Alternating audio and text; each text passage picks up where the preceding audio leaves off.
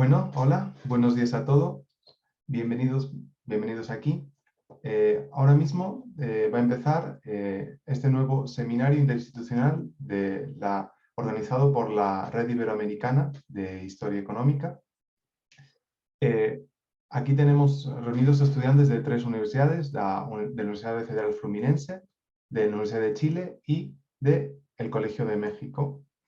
Entonces, pues quiero agradecer a todos la participación aquí y quiero, sin más, dar pie a la participación de Alana Thais Basso.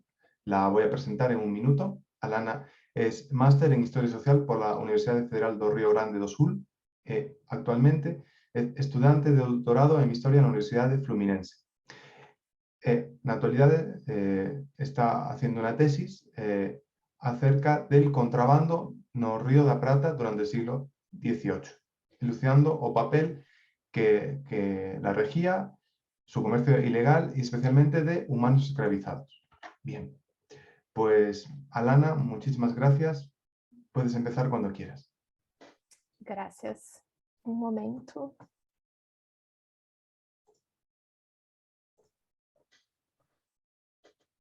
Ok. Muito obrigada pela oportunidade aos organizadores da rede e obrigada à presença dos colegas que estão aqui com a gente hoje. Meu nome é Alana Thais Basso e eu vou apresentar esse trabalho, Capitalismo e Escravidão através do Comércio Ilegal, Rio da Prata, século XVIII. Eu peço desculpas por apresentar em português, meu espanhol falado não é muito bom, e qualquer coisa, por favor, me avisem que eu posso falar mais devagar ou repetir, se for preciso. O que eu vou apresentar hoje é alguns pontos do meu projeto de pesquisa do doutorado, projeto de escrita da tese, algumas hipóteses que eu já levantei durante o meu trabalho nesses últimos meses. O tema da minha tese, de forma geral, é o comércio ilegal no Rio da Prata no século XVIII, especialmente o contrabando de escravizados. O meu estudo ele vai partir da seguinte pergunta de investigação: qual é o papel do comércio ilegal na consolidação do capitalismo nessa região e nesse contexto histórico?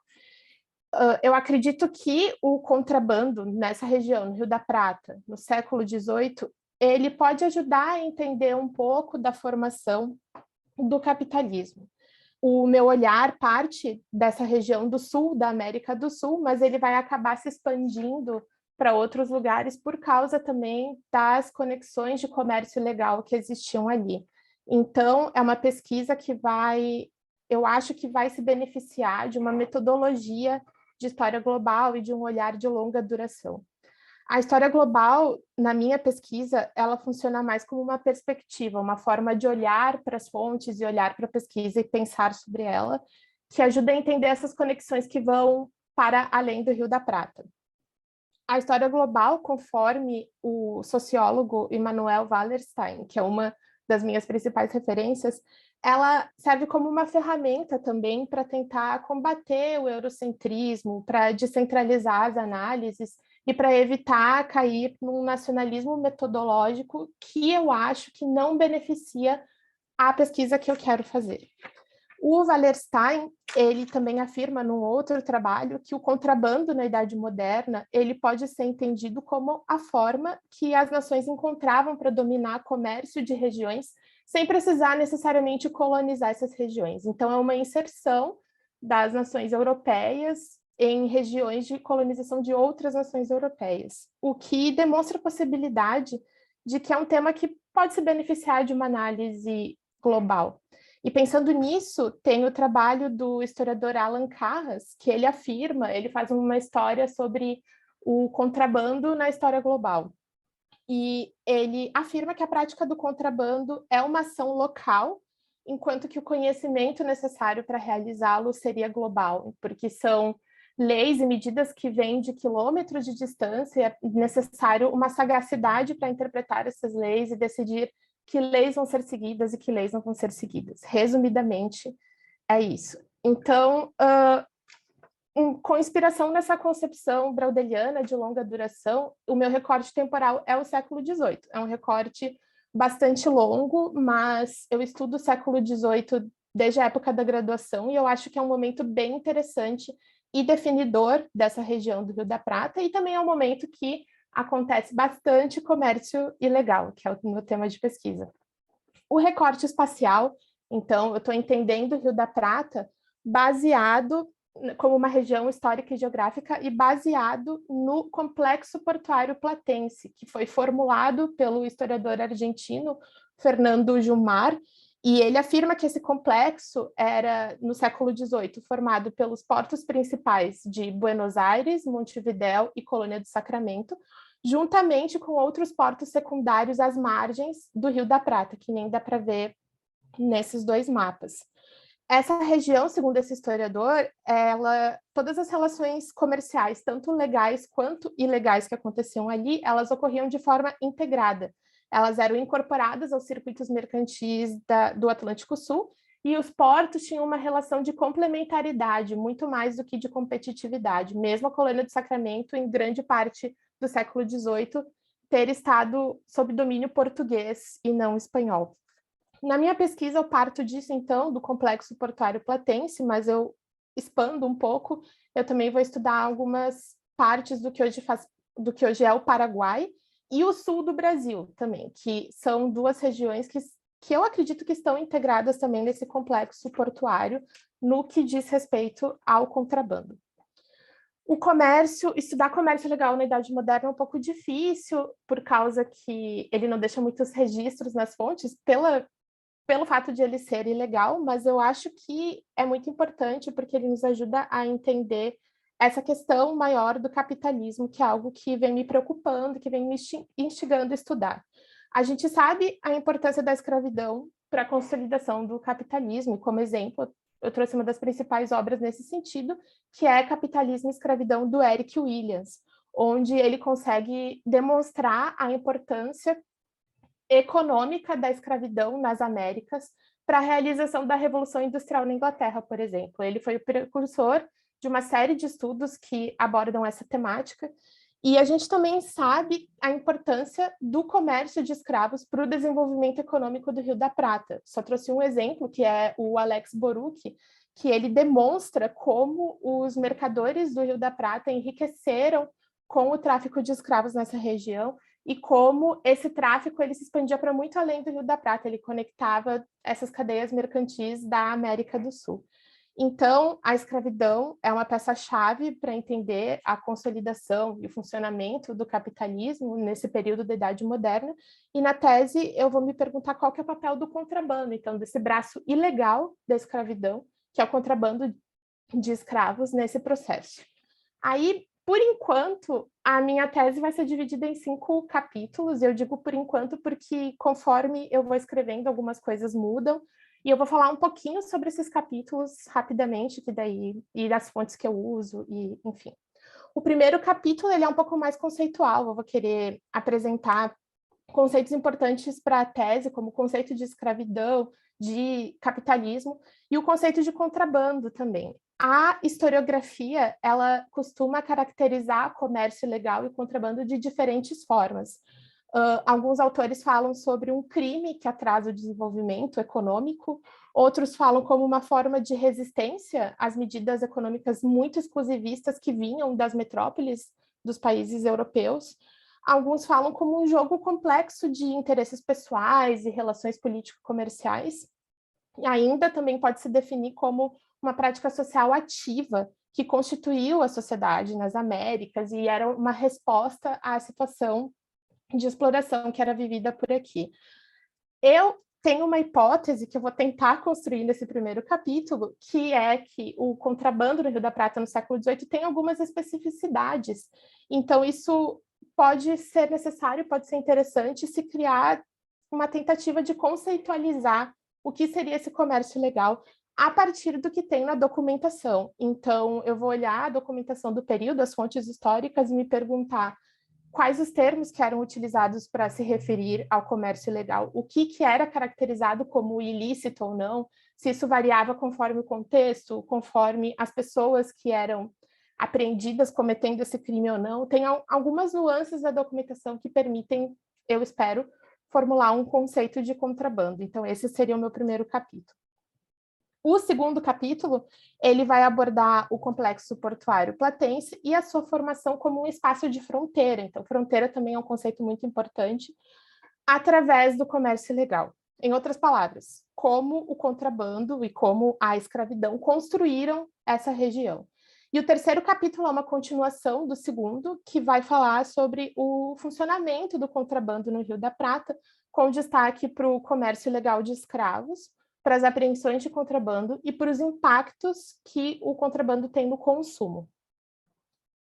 Esses dois capítulos, eu vou utilizar uma série de documentação e as principais são os documentos provenientes do Arquivo Histórico Ultramarino, são documentos que estão online, e o Arquivo Histórico Ultramarino é um dos arquivos mais importantes da história portuguesa, então é uma série de pareceres, consultas e cartas que eram trocadas entre os súditos da coroa portuguesa durante o período colonial, e eu selecionei documentos que abordem o comércio e o Rio da Prata.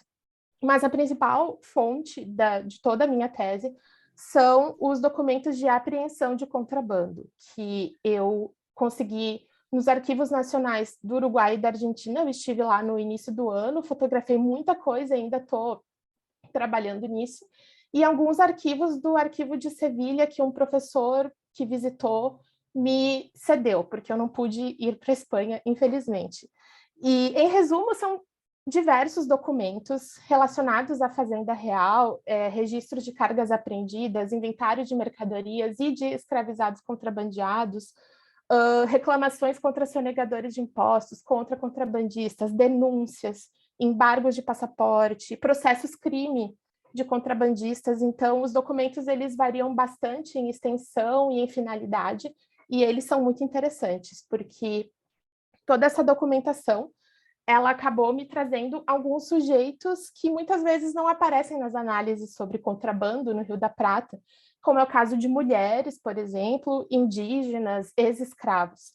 E isso se conecta com uma hipótese que eu vou abordar na tese sobre a participação de variados grupos no comércio ilegal. A historiografia sobre o contrabando, ela costuma destacar a participação de agentes do governo ou dos responsáveis pela repressão do contrabando no comércio ilegal. Isso já está bem definido. Nas últimas décadas foi feito um esforço para traçar um perfil social mais abrangente do contrabando na região. Se destacou a participação de negros e de grupos indígenas, mas eu acho que ainda há bastante a ser feito nesse sentido, porque a documentação a que eu tive acesso, ela mostra ex-escravizados atuando como contrabandistas, libertos sendo reescravizados e vendidos em comércio ilegal, indígenas obtendo escravizados via contrabando, inúmeros relatos de roubo de gado feito por grupos indígenas para posterior revenda. Então, eu acredito que esses grupos sociais eles não tinham um lugar apenas passivo no contrabando, como mercadorias a serem contrabandeadas. Eles também participavam ativamente do contrabando, sendo contrabandistas e sendo consumidores do contrabando. Que me leva para uma segunda questão que eu vou abordar nesses dois capítulos, que é essa questão do consumo. As mercadorias contrabandeadas, devido à evasão fiscal, elas acabavam sendo mais baratas, então eu quero entender quem que estava consumindo mercadoria contrabandeada, porque alguns historiadores, como o Fabrício Prado e o Jesse Cromwell, eles inclusive falam em democratização do consumo através do contrabando. Então, eu quero trabalhar com isso, ver até que ponto o acesso a bens raros e também a escravos era facilitado pelo contrabando. Então, algumas perguntas que vão ser feitas é que produtos que a população em geral só conseguia obter ilegalmente, as diferenças de preços entre produtos legais e ilegais, quem eram os consumidores, o que estava sendo consumido, enfim. Eu acho que esse material vai me trazer luz para algumas dessas questões. 3 minutos. Ok, obrigada. Quase terminando. O quarto capítulo vai tratar as administrações imperiais e as nações que eram interessadas nessa região, de que forma que eles discutiam o contrabando, porque é um assunto recorrente na documentação, o contrabando no Rio da Prata, e eu consegui acesso a uma fonte muito interessante, que são os State Papers, que são documentos organizados pelo Arquivo Nacional Britânico, E são cartas, despachos, denúncias, acordos, registros diversos de funcionários reais ingleses que estavam visitando o Rio da Prata ou visitando Portugal e Espanha, e eles registram o que eles veem sobre o comércio ilegal nessa região. E essa fonte é muito preciosa porque a gente consegue ver alguns anseios desses funcionários reais sobre o contrabando. Eles tinham muito medo que a Inglaterra acabasse perdendo oportunidades de negócio devido ao contrabando português, principalmente, que é o que eles mais reclamam. Então, algumas hipóteses que podem ser formuladas a partir disso é que condenações morais ao contrabando, elas eram muito fortes no âmbito discursivo nesse período, mas elas perdiam um pouco a importância na prática, quando as questões econômicas de cada nação estavam em jogo. A gente vê muito isso com esses funcionários ingleses. A régua moral, ela varia bastante, dependendo de quem vai se beneficiar economicamente do contrabando. Então, é algo bem interessante para se discutir. E, por fim, no último capítulo, é o que eu menos avancei, ele vai falar sobre as ligações do Rio da Prata com o restante do continente, com o Caribe, com a América, porque eu já encontrei diversas fontes que estão ligando mercadores do Rio da Prata e os seus negócios ilegais para além do Rio da Prata. Então, dá para talvez tentar compor algumas pistas de um mercado global ilegal nessa região. Eu aqui tenho algumas referências rapidamente. Essas são algumas questões do meu projeto. Eu vou gostar muito de receber comentários e críticas e sugestões. E eu agradeço a atenção de todo mundo. Muito obrigada. Espero que vocês tenham conseguido me entender. Obrigada. Bueno, Alana, se te ha entendido perfectamente. Bueno, y muchísimas gracias por el esfuerzo de la presentación en español. Bueno, es un detalle. Muchísimas gracias, de verdad. Y bueno, y me ha gustado mucho además. O sea, además lo que has dicho me ha gustado. Y seguramente a todos también. Así que ahora, en cualquier caso, doy pie a los comentarios que te hará Sergio. Voy a presentar brevemente a Sergio. Sergio es magíster en Historia por la Universidad de Chile y actualmente estudia el doctorado en Historia en la misma universidad. Y su investigación, en este caso, busca comparar la evolución del bienestar de trabajadores de ferrocarriles, del Estado y la gran minería del cobre chileno para la cuantificación de distintos indicadores económicos y sociales. Para el Chile de finales del 19 a mediados ya avanzados del 20. Pues adelante, Sergio, muchísimas gracias. Muchas gracias. Voy entonces a subirla para que Alana pueda ver las preguntas y los comentarios que yo voy planteando. No sé si se ven las preguntas en este momento. Perfecto, perfecto. ¿Sí? Ya, ok.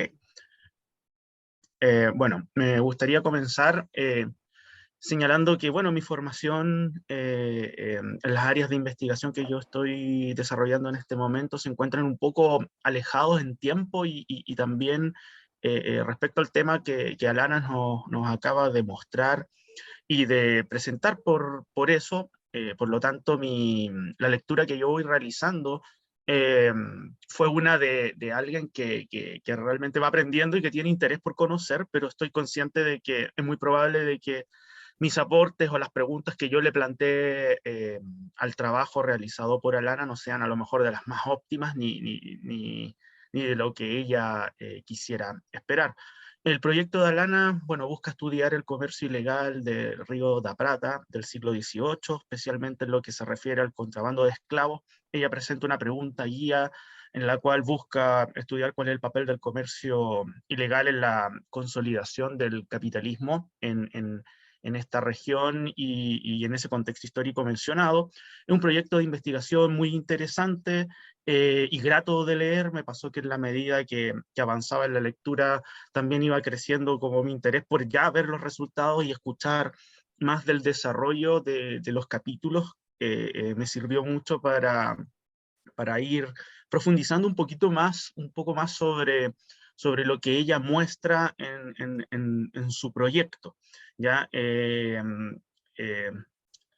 Poder entrar un poco más en detalles que eran más específicos, cuestión que destaco y creo que que es muy importante cuando uno comienza justamente los procesos de investigación, cuando uno comienza los proyectos que guiados por preguntas históricas importantes y que, bueno, van abriendo así las ganas y el apetito por conocer más. Ahora bien, yo leí el proyecto y por lo tanto siempre que uno lee los proyectos uno se enfrenta a trabajos que van a comenzar, a trabajos que están en desarrollo, por lo cual muchas de mis dudas y mis comentarios se encuentran determinados por ese tipo de factores.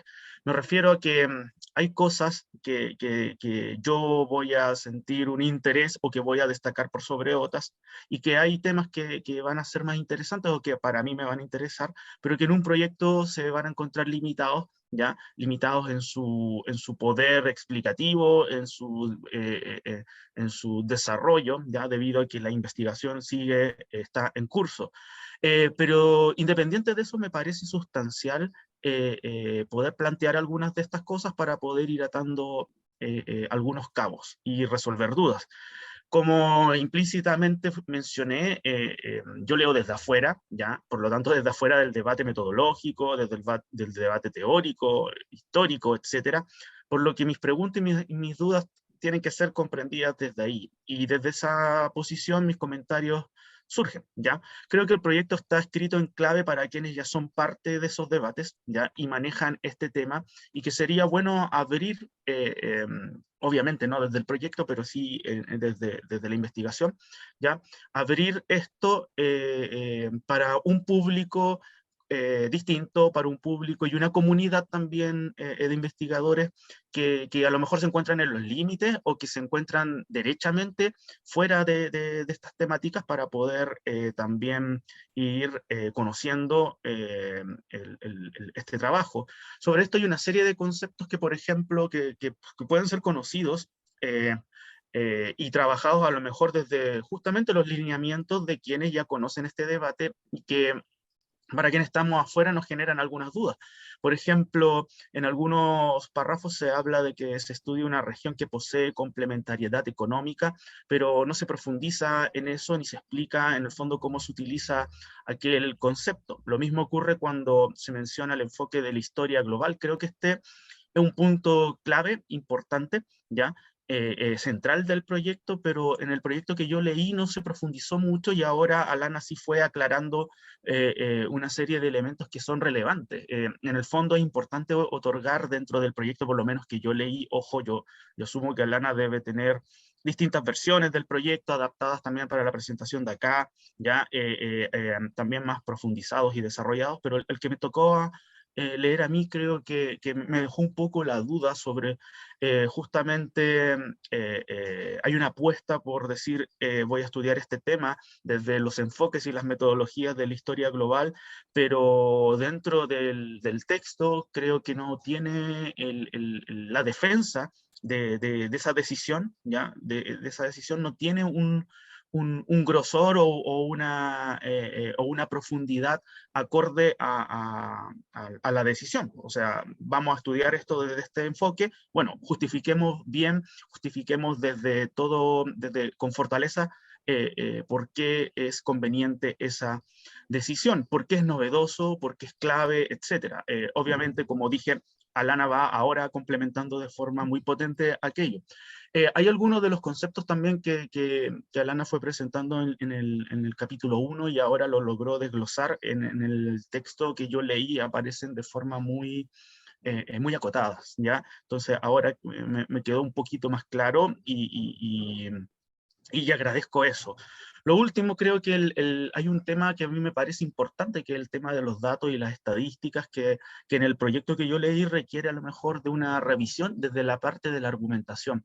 Es claro que Alana enfrenta un obstáculo gigantesco, ya que tiene que ver en caso de que ella apostara por ello, que es cuantificar transacciones realizadas en una actividad ilegal, fuera, podríamos decir, de mercado formal, y por lo tanto, si ya es difícil estudiar y buscar datos para quienes estudian historia de actividades que son formales y legales, bueno, me imagino que para este tipo de actividades como el contrabando debe ser un desafío gigantesco y casi de una apuesta de investigación de muchos años por poder dar algún tipo de estadísticas consistentes que sirvan como para dimensionar el peso y darle dimensiones a este tipo de actividad económica, pues, y su impacto en el fondo, ¿ya?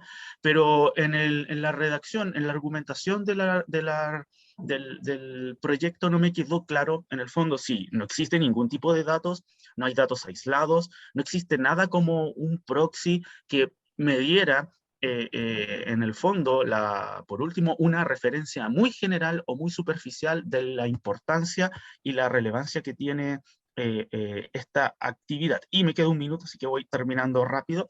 Creo que en el texto, cuando se afirma que los especialistas han tenido una pretensión por cuantificar, pero que es sustituida por un análisis cualitativo, no creo que se esté resolviendo el problema. Creo que habría que profundizar un poco en la línea de argumentos en la cual esto tenga un poquito más o un poco más de profundidad, diciendo, mire, esto se ha intentado, estas son las cifras que hay, a lo mejor las críticas a las cifras, etcétera, etcétera, pero creo que en el proyecto que yo leí aparece un poco, se presenta el tema de la complejidad del tema estadístico de una forma un poco muy general.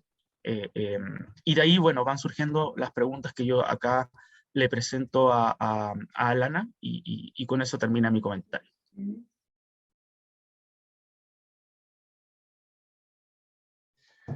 Muchísimas gracias, Sergio. Si puedes detener la pantalla. Alana, ¿quieres comentar algo? Sim. Adelante. Muito obrigada, Sérgio, pelos comentários e pelas perguntas, e eu concordo totalmente com as suas colocações.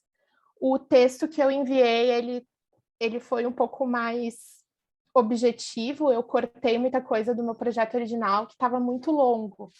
Então, algumas coisas ficaram por ser explicadas, de fato. Sobre a primeira questão, que é história global, a novidade, qual que é a novidade em usar essa metodologia?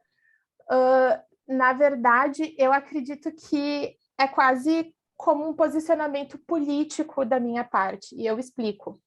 A história global, ela pode ser bastante criticada, já foi muito criticada por ter algumas abordagens que se dizem globais e elas acabam focando, por exemplo, na Europa, que é algo bem comum na historiografia que a gente lê aqui no Brasil, na graduação em História, inclusive, mas existe todo um esforço feito agora por outros historiadores para realmente utilizar a história global como uma forma de descentralizar essas análises. E ela é usada para alguns temas chaves, alguns temas muito importantes para nós historiadores. No meu caso, é o capitalismo. O capitalismo é uma questão importantíssima que já foi muito estudada e vai seguir sendo, e eu acredito que estudar o capitalismo com uma concepção de história global pode ajudar a demonstrar que ele se desenvolvia globalmente no século XVIII, que é o caso do meu estudo, e de que formas diferentes, dependendo dos contextos, dependendo das ações dos sujeitos. Então, eu acredito que assim, o meu tema de estudo ele não é nenhuma novidade. O contrabando no Rio da Prata foi algo que já foi muito estudado, muito debatido, mas estudar ele numa concepção global é algo mais recente.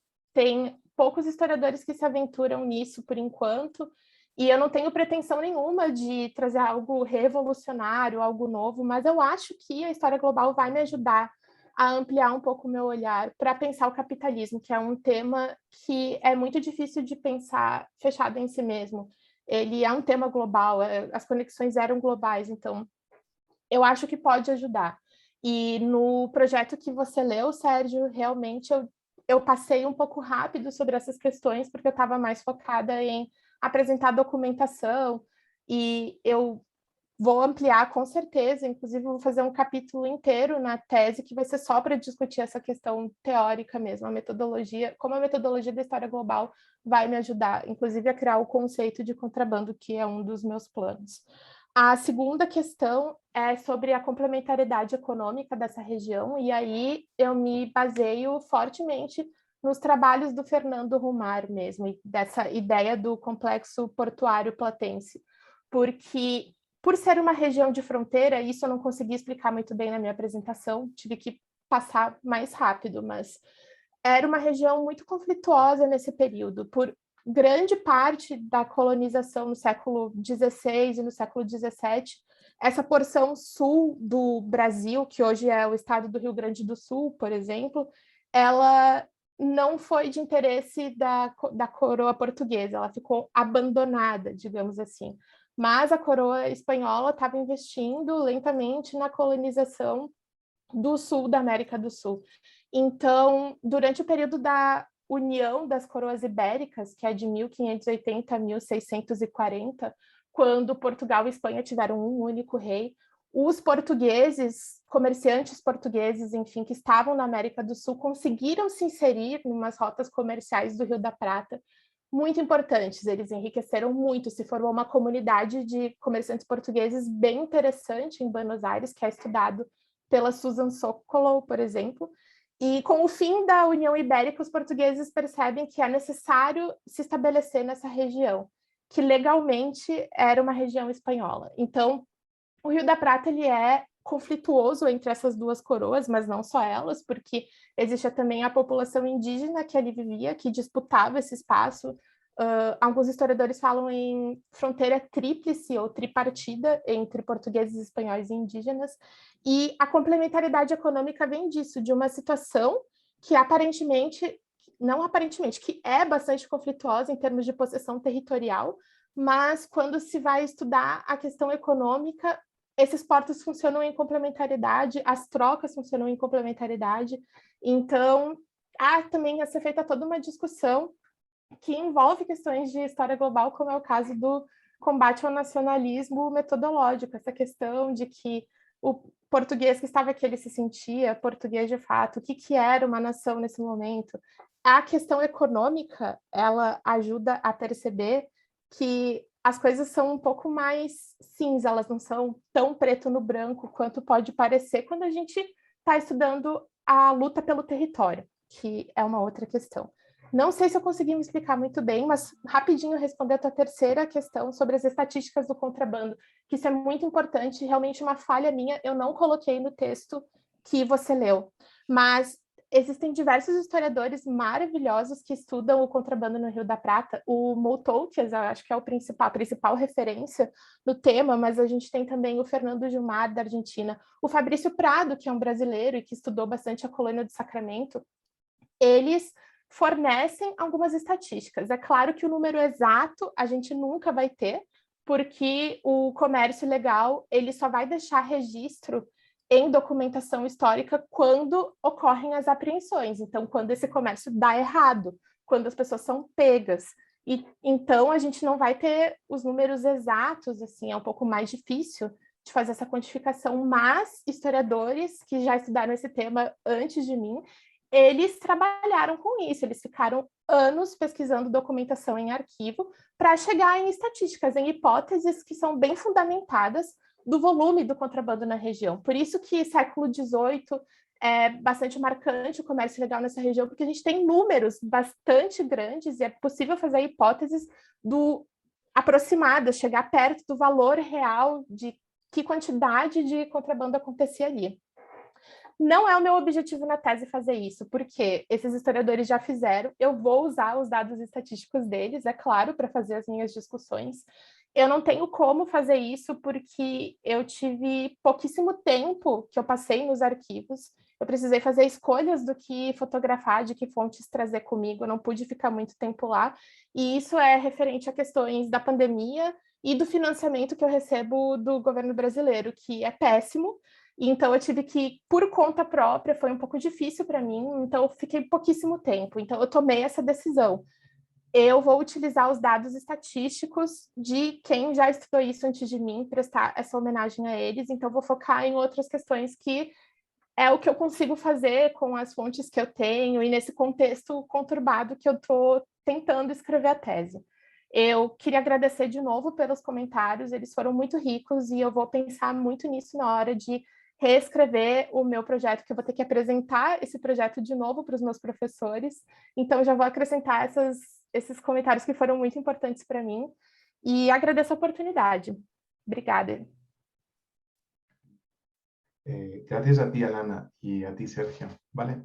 Muchísimas gracias. El público puede ir guardando sus preguntas y las podemos responder al final de la sesión, porque ahora vamos a dar paso a la siguiente intervención, que va a ser la intervención de Lorenia. En un minuto voy a hablar de su bio. Lorenia es estudiante de doctorado en Historia en el Colegio de México. Anteriormente estudió una licenciatura en Historia en la Universidad Autónoma de Baja California y una maestría en Historia Internacional en el SIDE. Actualmente trata de analizar el vínculo comercial entre la Nueva España y el Medio Oriente durante la temprana globalización en la tesis que está desarrollando. Pues Lorenia, adelante, muchas gracias.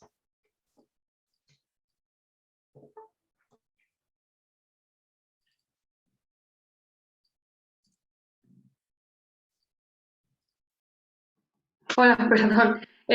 ¿Sí pueden ver mi pantalla? Perfectamente, agrándala y ya está. Sí, voy. Es que me estaba asustando, estaba teniendo un problema técnico y ya me iba a poner muy nerviosa. Pero bueno,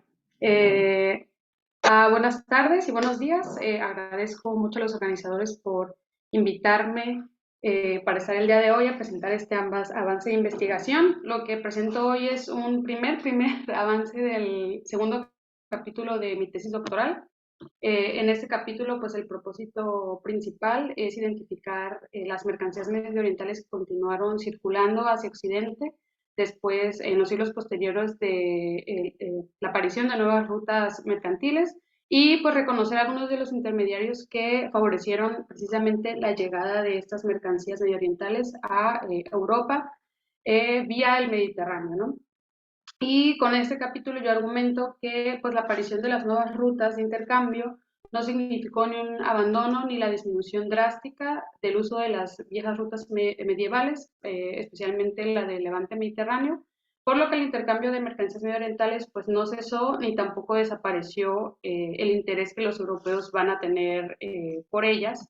Y como señalo en el texto, este primer avance lo hice con base en fuentes secundarias porque justo ahorita me encuentro en Sevilla trabajando en el archivo, entonces no me ha dado tiempo como de poder incluir otras cosas que tal vez en los archivos pueda haber, pero estos resultados de fuentes secundarias pues los he organizado en 3 apartados que básicamente van de la dinámica de circulación y los intermediarios, después los productos medioorientales, así como productos que de Occidente también llegaban a Medio Oriente y pues finalmente algunas consideraciones finales.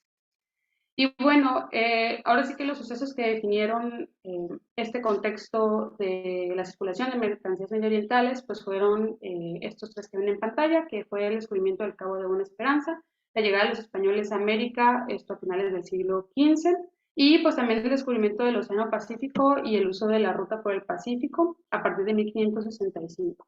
Aquí me voy a enfocar en hablar como de las consecuencias que estos sucesos tuvieron en relación con la dinámica mercantil del Levante Mediterráneo. Una de ellas pues, fue la diversificación de mercancías, porque ahora ya no solamente va a haber mercancías asiáticas y africanas, sino también americanas, mercancías pues exóticas porque eran no antes conocidas y bueno, en cantidades que podían ser muy elevadas. También gradualmente va a declinar el monopolio que los italianos tenían en el comercio entre Oriente y Occidente, ya que ellos habían sido los intermediarios desde en la Edad Media, y también todavía un poco en buena parte del siglo XVI van a fungir como intermediarios. Sin embargo, para el siglo XVII ya vemos más la presencia marítima y mercantil de España y de Portugal, sobre todo en lo que se refiere a las mercancías provenientes de América, así como el negocio de especias y el Golfo Pérsico. También paralelamente, pues van a ser Holanda, Inglaterra y en cierta parte también los franceses, los comerciantes franceses, los que van a empezar a tener actividades mercantiles en el Levante Mediterráneo y que después también van a tratar de buscar controlar ciertos negocios, como por ejemplo el de la especiería. También la ruta de la seda va a desaparecer y se va a desplazar a puertos del sureste de China, como el de Macao, lo que explicaría un poco la importancia de la ruta del Pacífico que vincula Nueva España con las Islas Filipinas para el negocio de la seda, ¿no? Y también con este análisis contextual, pues también puedo identificar algunos intermediarios de la circulación de productos medioorientales. Como ya había mencionado, pues los italianos van a ser todavía a principios del siglo XVI los que van a fungir como intermediarios, pero también van a estar los comerciantes armenios, quienes van a favorecer la circulación de productos medioorientales interasiáticamente, pero también con Europa. Los franceses parecen haber fungido más como reexportadores de las mercancías medioorientales en España, sobre todo en el siglo XVI, y todavía, XVII, perdón, y todavía en el siglo XVIII, pero más como reexportadores de estas mercancías. Y bueno, el siglo XVII y XVIII pues va a estar caracterizado por la presencia de las compañías mercantiles europeas que también tenían poderío naval, y que van a ser las que se van a encargar de estar pues ahí transportando las mercancías a través del Mediterráneo. Las que más se relacionaron con las mercancías orientales fueron The Levant Company, The British East Indian Company, que esta va a estar enfocada en la seda persa más que nada, y la Deutsche East India Company, que va a estar más enfocada en las especias y también en tener presencia en el Golfo Persa. Y bueno, de las mercancías desde Oriente que he identificado son estas, son muy variadas, sin embargo, no de todas he podido obtener cifras ni datos, de hecho es muy poco lo que he encontrado en las fuentes secundarias, pero podemos ver que hay algunos tejidos, algunas telas, también productos manufacturados como tapetes, alfombras y cojines.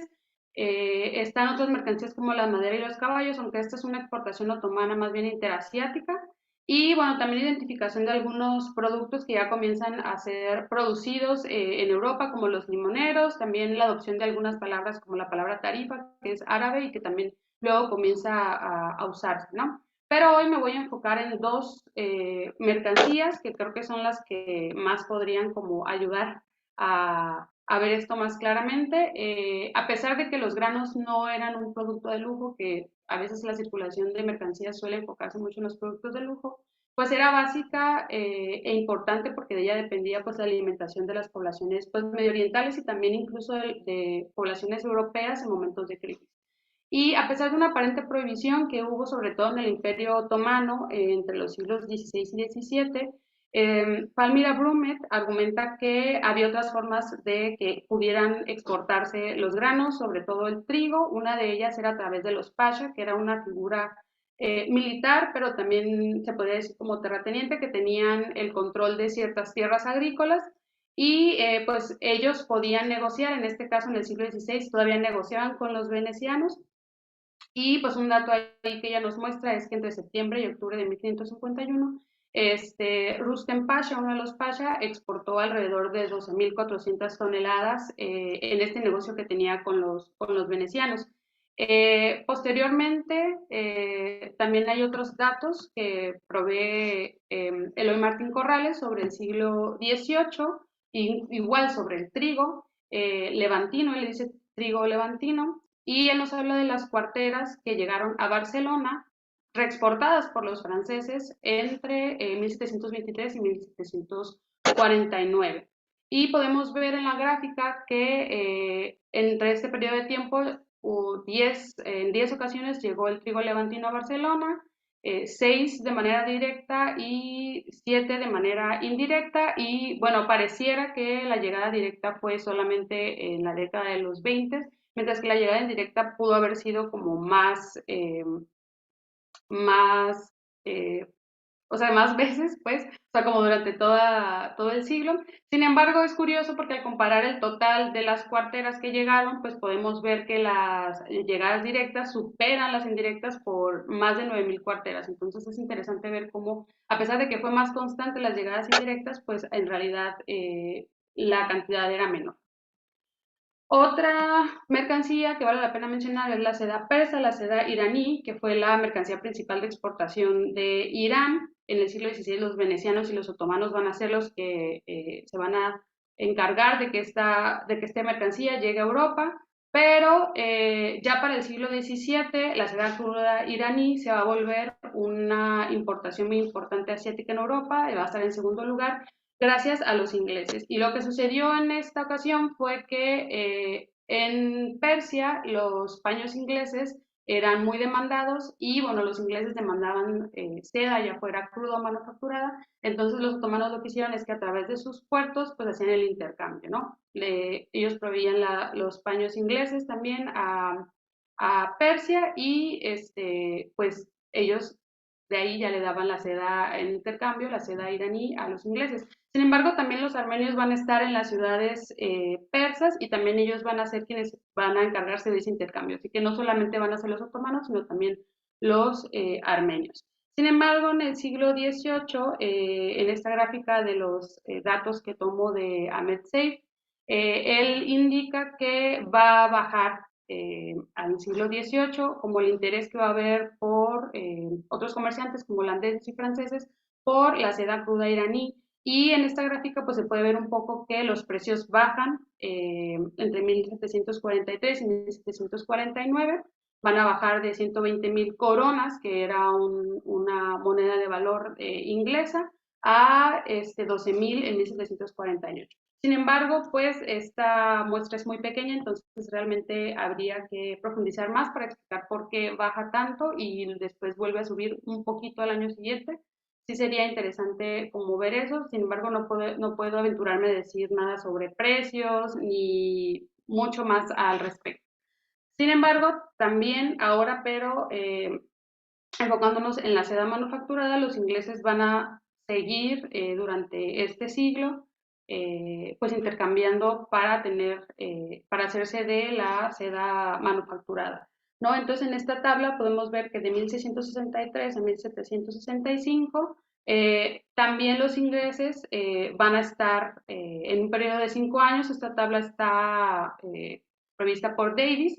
Él lo organiza así en 5 años y vamos a ver que más o menos en algunas veces se mantuvo constante, sobre todo en los primeros 3 periodos, estuvo constante en los volúmenes de la seda y ya después fue bajando, excepto en el 1756 y 1760, donde vuelve a subir, pero ya no va a volver a subir más, o sea, va a seguir bajando durante todo el siglo.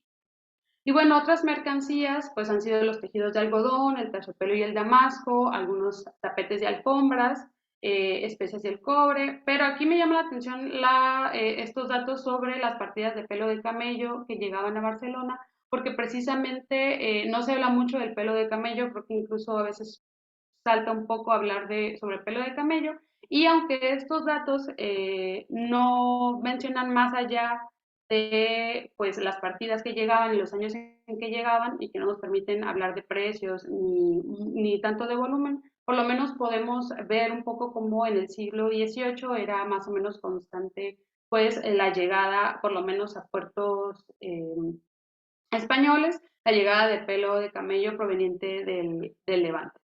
Y bueno, a través de la intermediación de los europeos, no solamente llegaban mercancías orientales a Europa, sino también viceversa.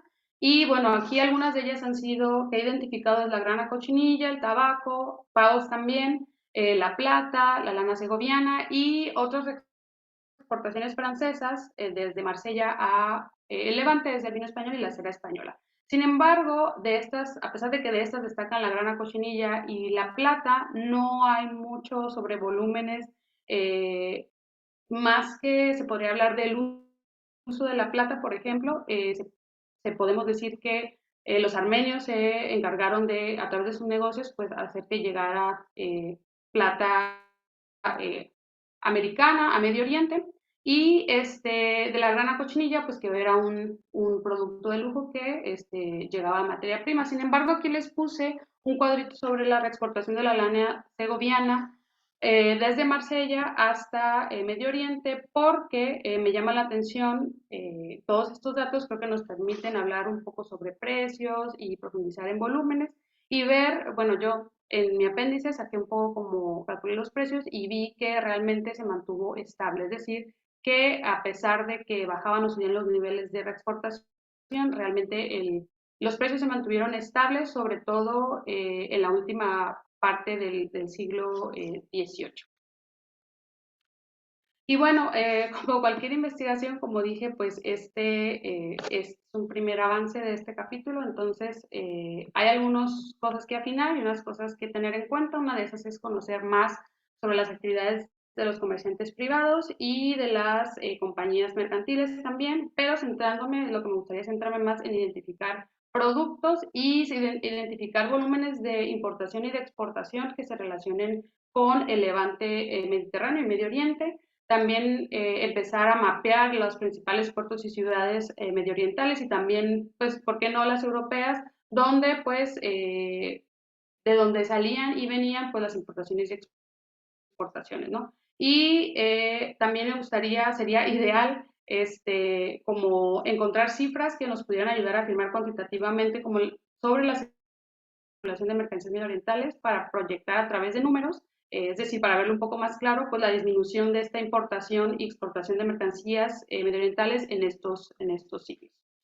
Y pues como todo, también hay algunos retos, aportaciones y cosas que concluyo de este primer avance, y un reto sería poder comparar estas mercancías medioorientales con las de otras rutas y en otras latitudes, tal vez algunas mercancías americanas, para evaluar qué tanta era la demanda y la oferta de mercancías medioorientales en este contexto pues tempranamente globalizado. También creo que es un reto poder reconstruir esta conexión intermediada, es decir, quién llevaba qué, de dónde hasta dónde, en qué años, en qué volumen, y bueno, si había una permanencia de ese producto en ese lugar o si solamente son coincidencias los datos que he presentado, ¿no? También, pues, trabajar las fuentes primarias, creo que eso puede ser también un reto, identificar esas mercancías, sobre todo de los volúmenes, en fuentes primarias que muchas veces por ejemplo, como los bienes de difuntos, las listas de mercancías, no siempre van a mencionar los volúmenes, ni precios, ni valor. Y bueno, también lo que yo concluyo es que creo que en esta primera entrega, pues sí creo que se cumple un poco como el argumento de que la circulación no cesó y que tal vez sí fue gradualmente disminuyendo el paso de los siglos, como en el caso de la seda persa. Ya sería cuestión de verlo en otros productos y tal vez en otras tablas que sean más como de valores, ¿no? Y bueno, algo importante que me gusta recalcar siempre sobre la investigación que estoy haciendo es que creo que esta investigación puede ayudar a dimensionar el proceso de la temprana globalización, es decir, verla como un proceso de conexiones de diferentes tipos, que pueden ser directas, indirectas, mediadas o no, y este proceso interconectado en el que las mercancías medioorientales pues también estuvieron presentes, a pesar de que no siempre se le dé ese enfoque. Y bueno, eso es todo. Muchísimas gracias por su atención. Bueno, muchísimas gracias, Lorenia. Estupendo.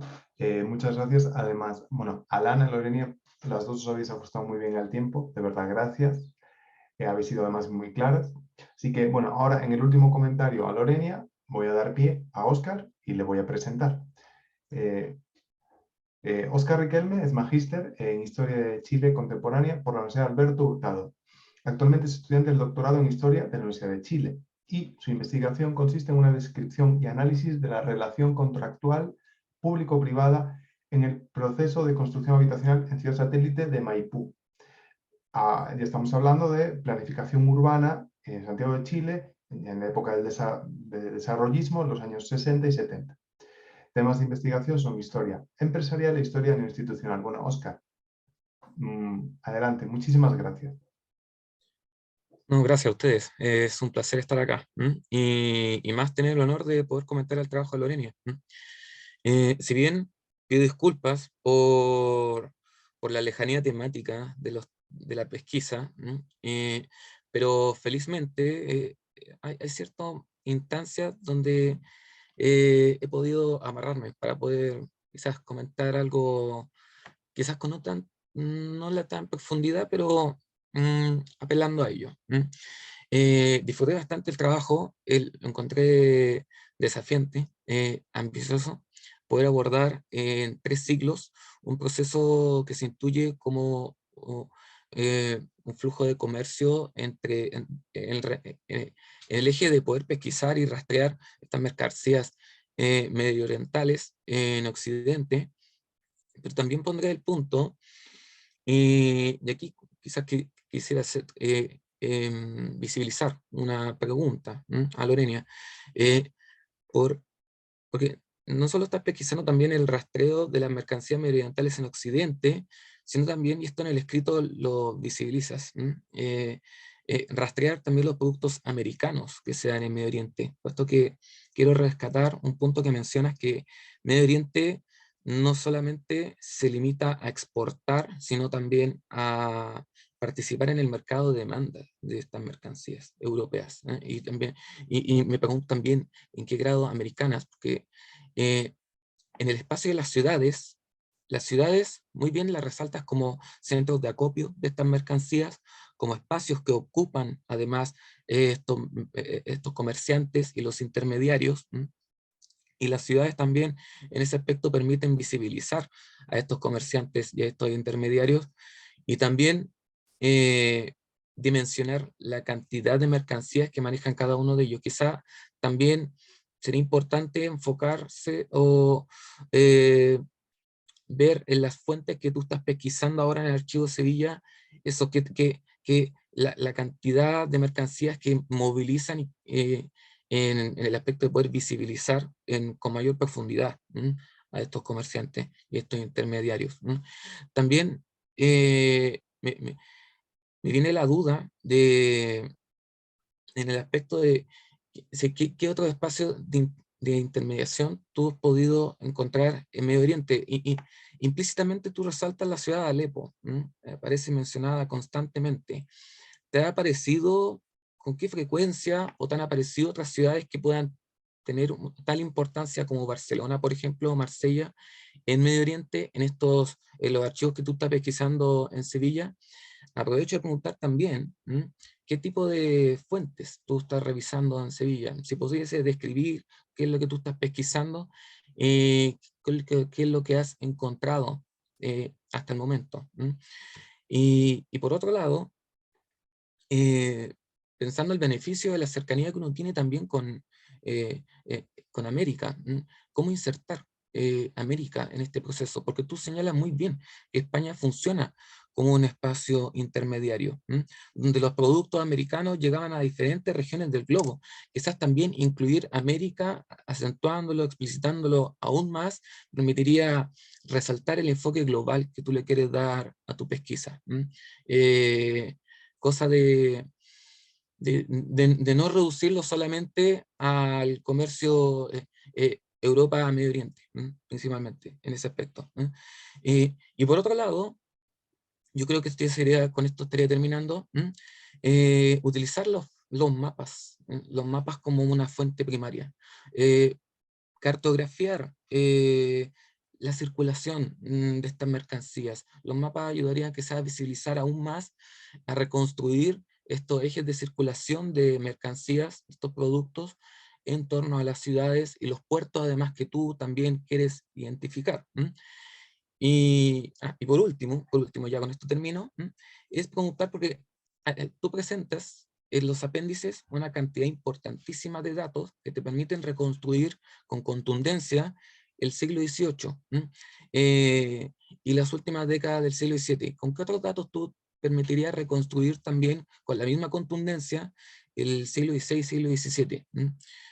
Pero pienso que eso se podría responder mucho al tipo de fuente que tú estás pesquisando y los datos que te pueden aportar.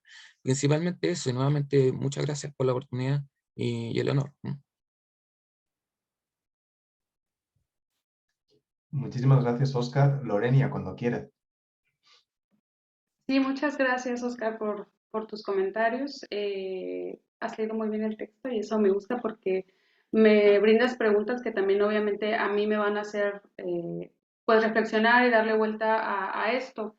La intención de la tesis es mostrar que hubo una conexión entre Medio Oriente y América, en específico Nueva España, durante la temprana globalización es como mi objetivo principal a través de la presencia de mercancías medioorientales en Nueva España, pero es eso, ir más allá y también buscar lo producido en América en Medio Oriente para como afianzar este argumento de que sí hubo una conexión, tal vez no directa como otras, pero sí intermediada, ¿no? Entonces, a ver, me voy a ir primero con las ciudades. Sí, de hecho, me sorprendió mucho como encontrar esos datos sobre Barcelona, eh, especialmente porque se considera que, obviamente por la cuestión de pues la rivalidad religiosa, territorial, política, etcétera, de España con el Imperio Otomano, los imperios musulmanes, pues no había como esta llegada, o se suele inferir que no existían estos productos en España. Entonces, sí, darme cuenta que Barcelona puede ser una ciudad en donde se puedan rastrear estos productos fue importante. Sin embargo, en el caso de Medio Oriente, como las investigaciones suelen ser muy cualitativas o no suelen enfocarse necesariamente en comercio, a veces solamente se mencionan ciudades como en esta, pero una que me ha saltado mucho es Isfahan en Persia, en el imperio safávida, sobre todo porque al parecer ahí ya había bazares en los que los comerciantes de varias partes del mundo iban y ahí compraban o intercambiaban productos. Sin embargo, salvo esas menciones así muy generales, de repente luego no encuentro nada o me encuentro con otras ciudades como Esmirna, pero lo que sí debo decir es que Alejandría sí sería una ciudad principal, obviamente, ¿no? Por el paso que hay ahí a través de Egipto. Y eso me llevaría un poco como a la cartografía. Realmente creo que me ha faltado aventurarme a empezar a cartografiar. O sea, esas ciudades que me han llamado la atención, empezarlas a poner en el mapa y cartografiarlas, o sea, tenerlas ahí como a la mano y bien visibles para poder o profundizar en ellas o solo mencionarlas y descartarlas de un análisis más profundo. Y eso que mencionas es muy importante porque creo que justo cartografiarlas me ayudaría a decidirme hacia qué camino seguir, es decir, decidir en qué profundizar para buscar más fuentes secundarias o enfocarme en buscar ciertos términos en la búsqueda documental. Pero sí creo que no me he atrevido a hacerlo, probablemente ya debo hacerlo, porque como luego veo mapas en los libros que consulto, a veces siento que me debo estar más obligada a citar o a utilizar esos recursos que ya están hechos en lugar de yo intentar hacer mi propuesta, ¿no? Sobre todo en las rutas que creo que ya a veces ya se da por sentado que la ruta era esta por el Atlántico, esta por el Pacífico y no más, ¿no? Entonces, sí creo que es una buena propuesta de tu parte, espero atreverme a llevarla a cabo. Y en cuestión de las fuentes, yo ahorita me he estado enfocando en los bienes de difuntos y es difícil porque la cuestión es que siempre se mencionan los textiles, por ejemplo, como algodón, como seda, entonces es difícil como rastrear el origen de esa seda, que pudo haber sido china, pudo haber sido seda ya después incluso producida en la misma Nueva España, pudo haber sido o seda persa, o sea, entonces sí no me he encontrado todavía como que en eso. Ahorita me he enfocado mucho en los bienes de difuntos y también, bueno, en el Archivo General de Indias, en el Fondo de Contratación, también en el Fondo Audiencia de México, hay una relación como de los bienes que tenían los ministros españoles de Nueva España, entonces también estoy como más yéndome hacia eso porque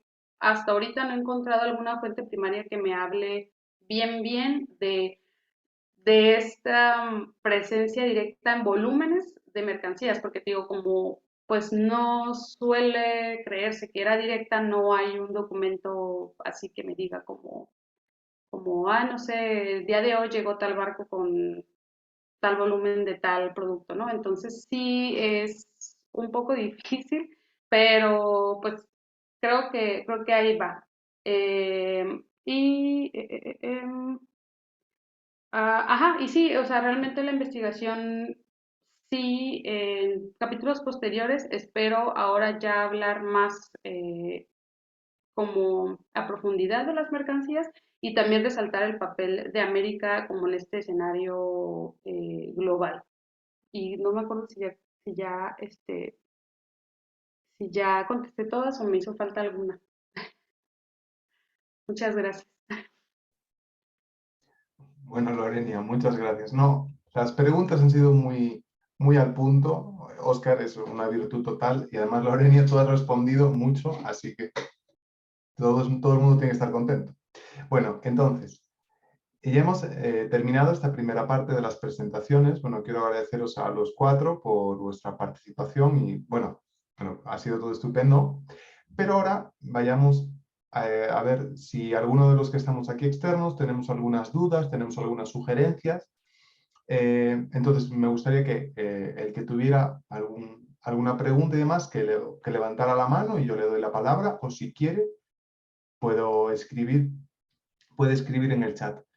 Yo de primeras tengo preguntas para las dos. Yo primero recopilaría unas cuantas preguntas y las lanzaría. Entonces, ¿alguien tiene preguntas o empiezo yo? Bueno, pues en este caso, mientras la gente va levantando la mano, voy lanzando un par de preguntas, ¿vale? Diría, primero, dos preguntas para Alana. Primero, Alana, a ver.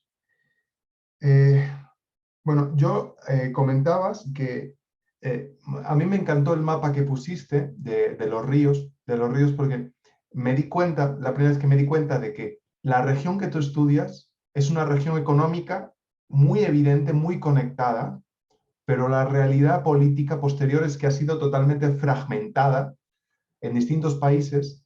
Claro, a lo mejor con un sentido político, ¿no? La creación de Uruguay tuvo un sentido político muy fuerte, ¿no? Y como podríamos decir incluso artificial, mejor no digo eso, porque a lo mejor hay algún uruguayo que no le gusta lo que digo, pero entonces tú has hablado de cómo para ti tú has querido superar las barreras historiográficas nacionales.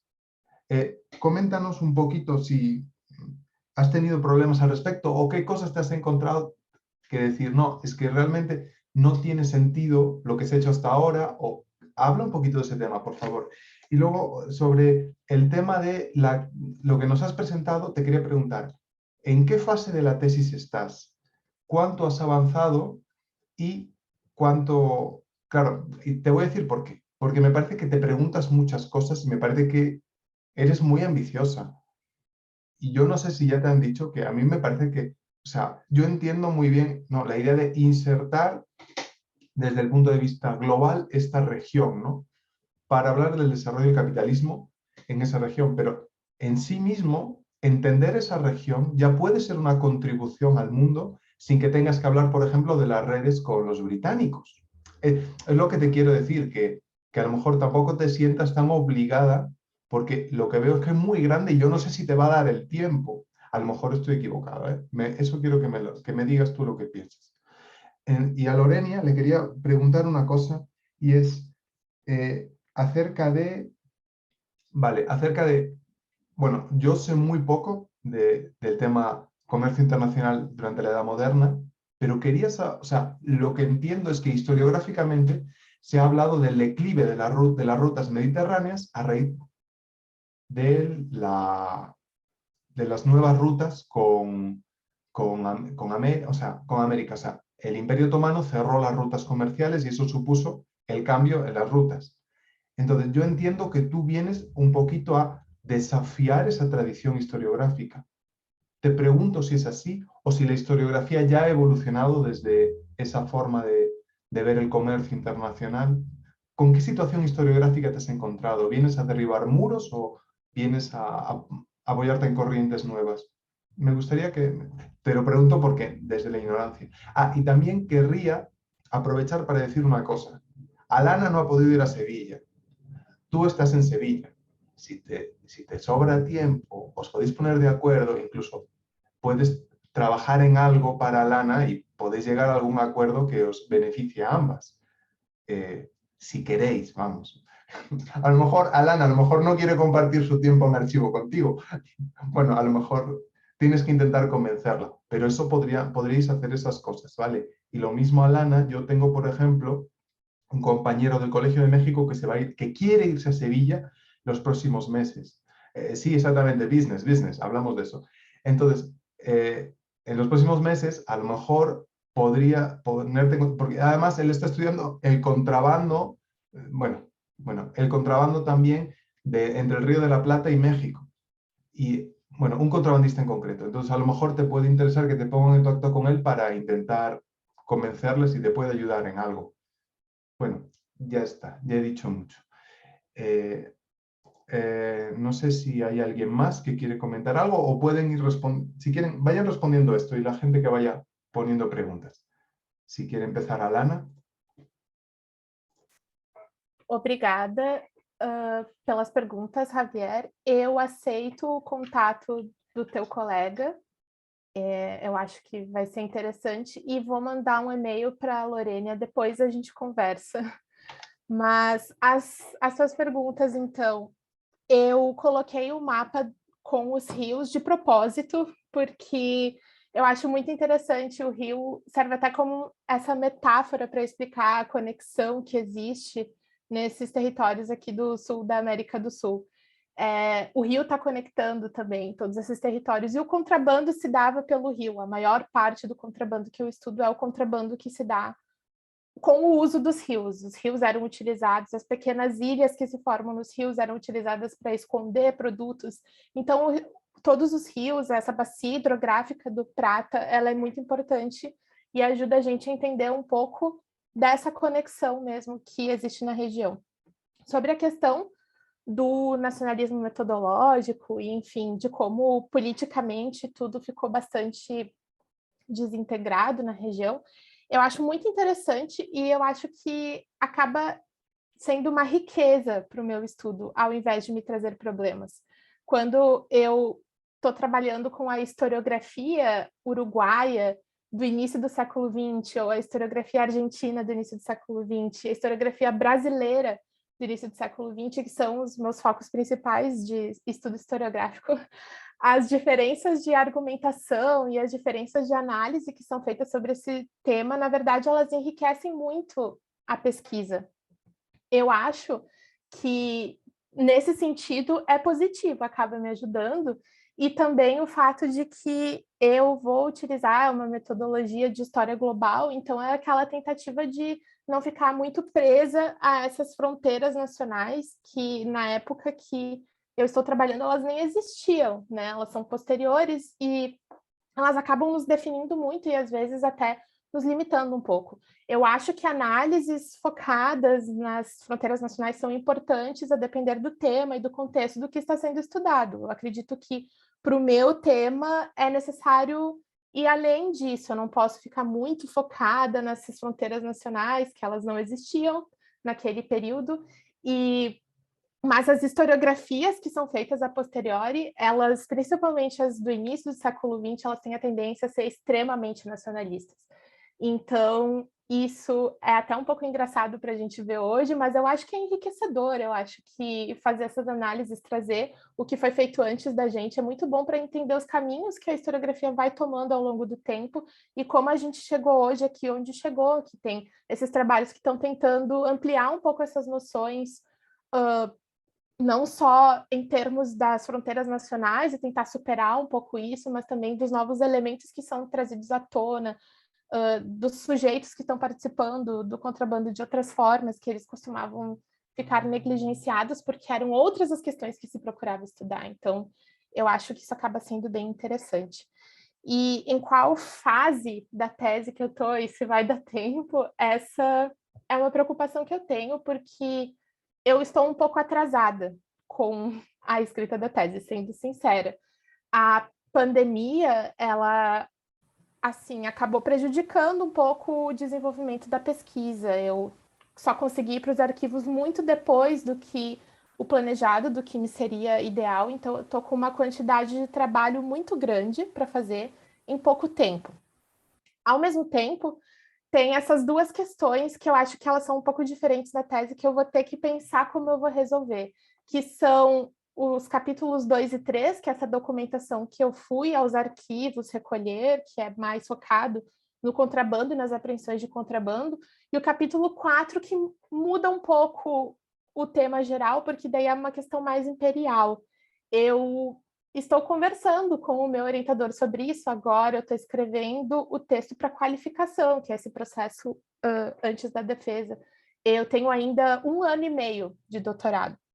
E eu acho que é possível fazer alguma coisa. Talvez eu tenha que deixar algumas questões pelo caminho, né? Mas eu vou fazer essas perguntas, pelo menos, vou colocar as perguntas no mundo e outras pessoas vão poder tomar elas e me criticar e encontrar outras coisas e fazer outras pesquisas. Se eu não conseguir terminar tudo que eu me propus, o meu projeto a gente chama de uma carta de intenções. São intenções que eu tenho, que eu não sei se vou conseguir cumpri-las e vou tentar cumpri-las todas. Mas se tiver alguma discussão que eu realmente vou ver que não consigo fazer, pelo menos eu vou deixá-la ali, eu vou abrir essa pergunta, vou colocar no mundo, e quem sabe um dia eu possa retomar outras pessoas também. Mas, enfim, eu estou com muito trabalho pela frente, espero que dê tempo, estou um pouquinho atrasada, mas eu acho que vai dar para fazer alguma coisa. Eu não sei se eu consegui responder, mas obrigada pelas perguntas, Javier. Muito interessante. Obrigada.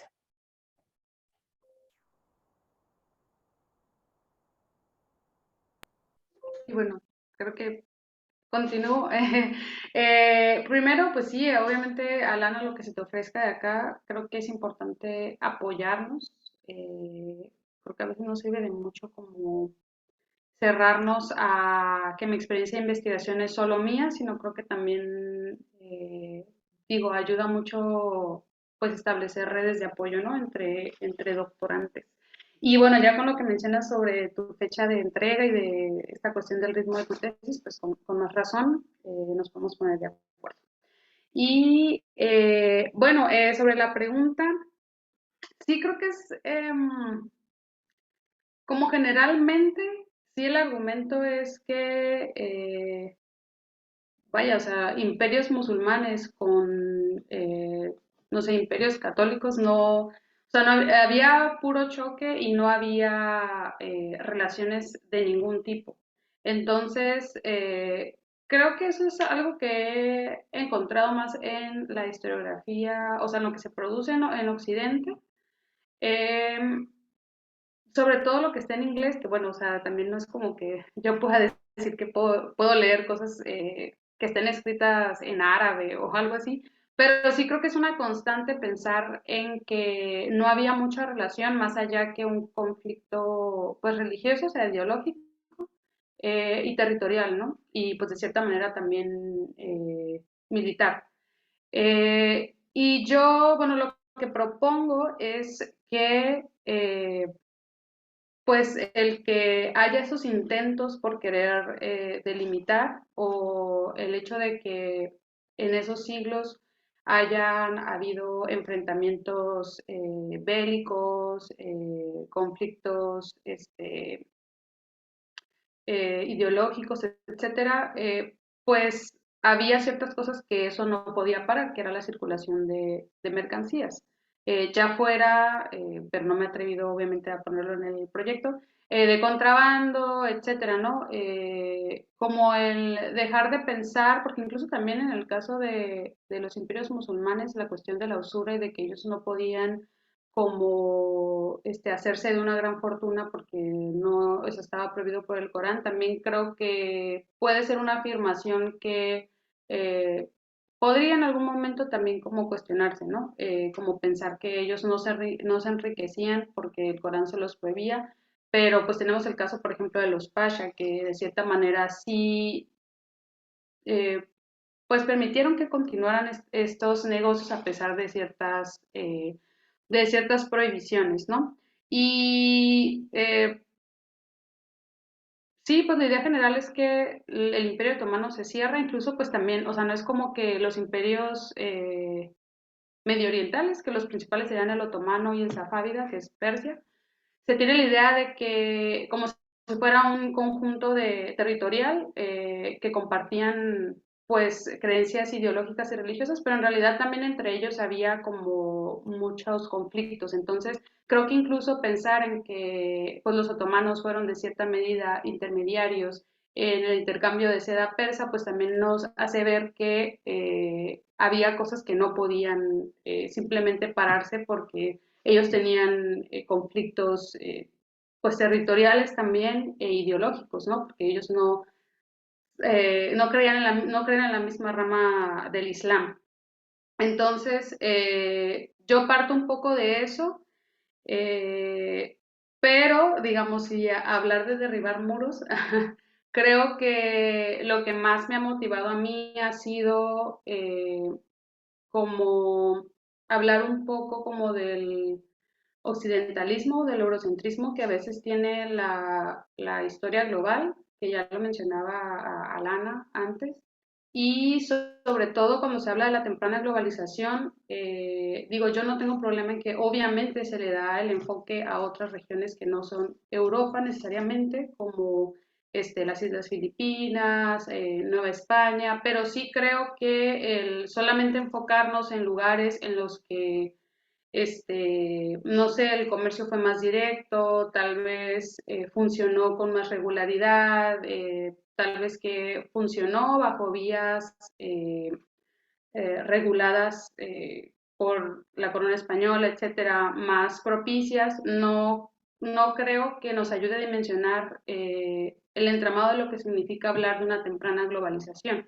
Es decir, como que siento que se pierde un poco, o sea, hablar del globo y de repente hay una región a la que ya creemos que no importó, ¿no? Incluso creo que yo también dejo de lado algunas cosas, pero creo que la tesis ya no me daría sobre países más al norte de Europa. Entonces, más que nada yo me enfoco como en eso, en pensar en que pues la circulación de mercancías difícilmente podía limitarse o podía ahora sí que cortarse, ¿no? Pues digamos, Alana está trabajando contrabandos, ¿no?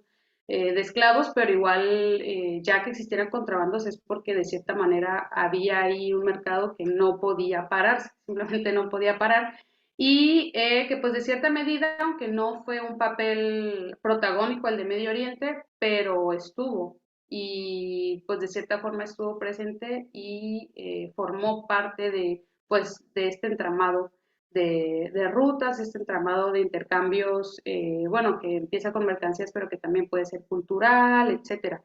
Entonces, sí creo que yo voy más por ahí, hablando un poco como de que incluso la temprana globalización también se ha centrado mucho en solo ciertas zonas y no siempre ha sido así, no creo que siempre haya sido así. Por ejemplo, en Reorient, Gunther Frank, o sea, él hace un muy buen análisis pues de otras zonas, también Wallerstein toma en cuenta pues el imperio otomano, en esta cuestión del capitalismo, entonces creo que no siempre ha sido así, pero creo que incluso puede ser que yo tengo acceso a una bibliografía que tal vez sí está muy sesgada, también tal vez puede ser eso, pero sí creo que van y vienen como las tendencias historiográficas en las que algunas preguntas dejan de hacerse, porque incluso algunos de los libros que yo estoy consultando, pues no son tan recientes, o sea, hay unos que pueden ser de los 70, de los 90.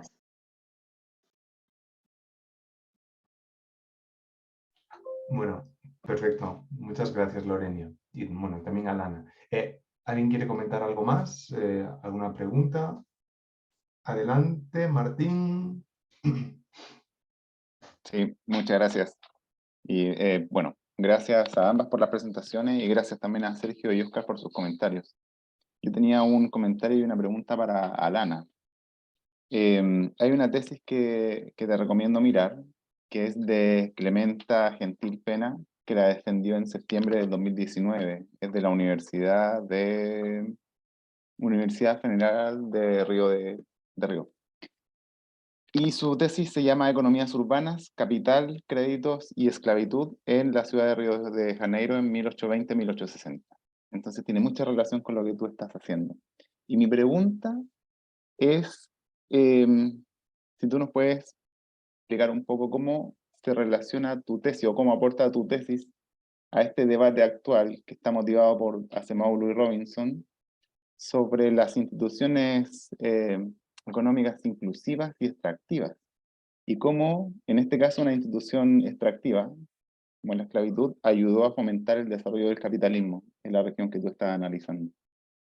Esa es mi pregunta. Gracias.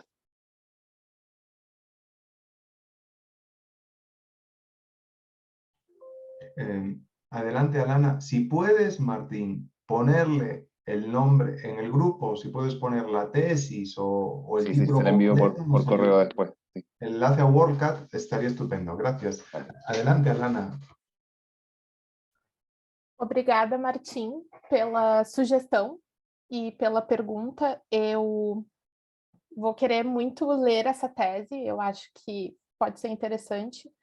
E sobre a tua pergunta, eu não sei se eu vou conseguir te responder hoje. Eu precisaria estudar mais, me informar um pouco mais sobre esse debate, mas colocou, como a gente diz no Brasil, uma pulga atrás da orelha. Agora eu estou com vontade de investigar isso, porque eu acho que pode ser interessante. Não é algo que eu tinha pensado até então. Então eu vou pensar nisso. Agradeço muito, porque isso que é bom de eventos como esse, a gente acaba ganhando sugestões que sozinhos a gente não teria pensado. Então, fiquei bem curiosa para saber disso, mas eu não consigo te responder hoje, sinto muito. Teria que estudar um pouco mais, mas é o que eu pretendo fazer. Fiquei curiosa. E se tu puder me mandar por escrito a tese, que já vou atrás dela. Obrigada.